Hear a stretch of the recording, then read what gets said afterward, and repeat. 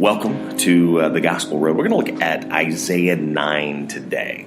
It says, "But there will be no gloom for her who was in anguish. In the former time, he brought into contempt the land of Zebulun and the land of Naphtali.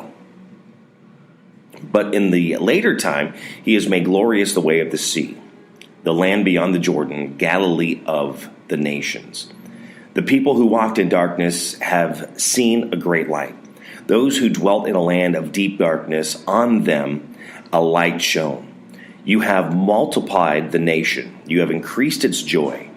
They rejoice before you, and as with joy at the harvest, as they are glad when they divide the spoil. For the yoke of his burden and the staff of his shoulder, the rod of his oppressor, you have broken as on the day of Midian. For every boot of the trampling warrior is battle tumult, and every garment rolled in blood, while be burned as fuel for the fire. For unto us a child is born, to us a son is given, and the government shall be upon his shoulder. And his name shall be called Wonderful Counselor, Mighty God, Everlasting Father, Prince of Peace. Of the increase of his government and of the peace there will be no end. On the throne of David and over his kingdom, to establish it and to uphold it with justice and with righteousness, from this time forth and forevermore. The zeal of the Lord of hosts will do this. The Lord has sent a word against Jacob, and it will fall on Israel, and all the people will know, Ephraim and the inhabitants of Samaria, who say in pride and in arrogance of heart, the bricks have fallen, but we will build and dress with dressed stones. The sycamores have been cut down, but we will put cedars in their place. But the Lord raises the adversaries of Rezin against him, and stirs up his enemies. The Syrians on the east and the Philistines on the west devour Israel with open mouth. For all his anger has turned away, and his hand is still stretched out. The people did not turn to him who struck them, nor inquire of the Lord of hosts. So the Lord cut off Israel, head and tail, palm branch and reed in one day. The elder and honored man is the head, and the prophet who teaches lies in the tail. For those who guide this people have been leading them astray, and those who are guided by them are swallowed up. Therefore the Lord does not rejoice over their young men, or has no compassion on their fatherless and widows. For everyone is godless and an evildoer, and every mouth speaks folly. For all his anger has turned away, and his hand is still stretched out. For wickedness burns like a fire. It consumes briars and thorns. It kindles the thickets of the forest, and they roll upward in a column of smoke. Through the wrath of the Lord of hosts, the land is scorched, and the people are like fuel for the fire. No one spares another.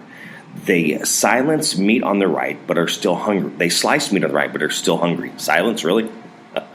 They devour on the left, but are not satisfied. Each devours the flesh of his own arm. Manasseh devours Ephraim, and Ephraim devours Manasseh. Together they are against Judah. For all this, his anger has not turned away, and his hand is still stretched out. Isaiah 9. There's kind of two pieces that I see in here. I mean, of course, it's talking about Jesus being born, the child is born, Wonderful Counselor. But there are a couple things. One, it says, for those who guide this people have been leading them astray. Leading them astray. When you're trying to help others be better, how are you leading them? Are you leading them with things that you know? Or are you leading them with things that you think you know? I've kind of fell into that on both sides. I have. Because a lot of times as I'm getting older and I'm learning things, I learn one thing from one person and, it could be right. It could be wrong. This is one of the things that I've learned, that I need to verify things that are handed to me, because if I'm going to pass that along, I want to make sure I'm passing on correct information. Now, I will fail in that. I mean, Ronald Reagan said once to trust and verify. Even in the Bible, it tells us to verify things that are being shared with us, to make sure they're actually giving us that information that needs to be. I know I have conversations with friends all the time, and they're telling me about how someone is showing them how to do something. They were trained to do a job, and the person before them was doing it wrong, so they trained them wrong. Now, once they got into the job, they verified everything that was being said, or they started having questions, and then they found out, no, there's a better way or a right way to do this. How are we doing that? How are we sharing that information when we're passing that on? A lot of times, our pride can get in the way when we're having those conversations, and the way that we see this is the way it is, and there can be no other way. But there needs to be flexibility. Because as we are learning new things all the time. As a world, we are learning new things all the time, thanks to those that are doing research, scientists. We are finding out things that we didn't know 5, 10, 50, 100, 1,000 years ago.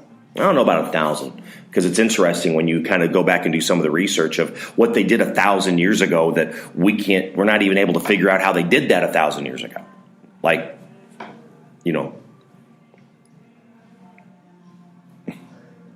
It's interesting when you think about it. Pyramids. That's what I was trying to think of. I lost my word for a minute. We're not able to figure out how they did that. How? But it's where we need to think. It's what I need to do is when I am learning and gaining that knowledge to verify where that is coming from, and to the best of my ability, verify what that information is. So that way, when you're sharing the information, you're sharing the correct information. I'll be honest, again, I've said it. I said it already today. I've shared bad information. I've shown people wrong things. It happens. We're not perfect. I'm not perfect. I'm far from it. But I also will admit that. And that's another problem that I know that I've ran into, where someone showed me and I said something to them, and they can't even accept that they had the bad information. They will not be held accountable for what they say or do. And we need to be held accountable for that. I know I'm held accountable all the time. I have friends that you said this, and this is what I found out. Thank you. I appreciate that. It helps me to know. So I am passing the correct information along. But when you're leading people in your company, when you're leading your family, are you leading them in a right way, or are you leading them astray? Are you trying to build them to be better, or what are you turning them into? How are you creating that? Are you creating a good supervisor, a good manager, or are you creating a poor one? One that is always afraid of their job. I know I see that a lot of times in places that I've worked over the years, that people are so afraid. There is no job security. I'm not sure there ever really has been, but we like to hold on to that term. And there's so many people that are so wigged out about job security that, it's all about them. And they will just trample on everyone else to get to what it is they need to make sure they're protected, and they cover their own tail. And no one else matters. I know I've been caught there many times. And it's fine. In fact, by doing that and by them acting that way, then it comes to, for all his anger has not turned away, and his hand is still stretched out. He might still be mad. I might still be mad. Again, love your enemies. You might be mad at somebody, but just because I'm mad at someone doesn't mean I'm still not willing to help them to do the best that they can. My hand is still there to go, what do you need? How can we get you to your next level? What do you need to be successful for you? What do you need for your family? How are we reacting? It all comes down to reaction. That's where our character is. It's how we act and react. Where are you in that line when you're passing that on?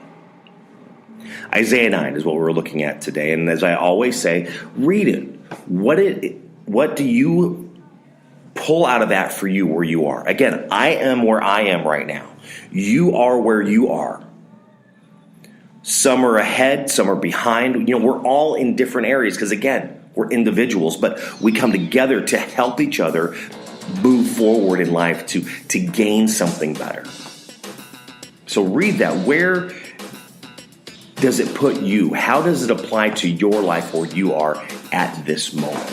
And again, a year from now, you could read this again and it's going to tell you something different because you're in a different part of your life. Isaiah 9. Thank you for listening to The Gospel Road. Have a great day.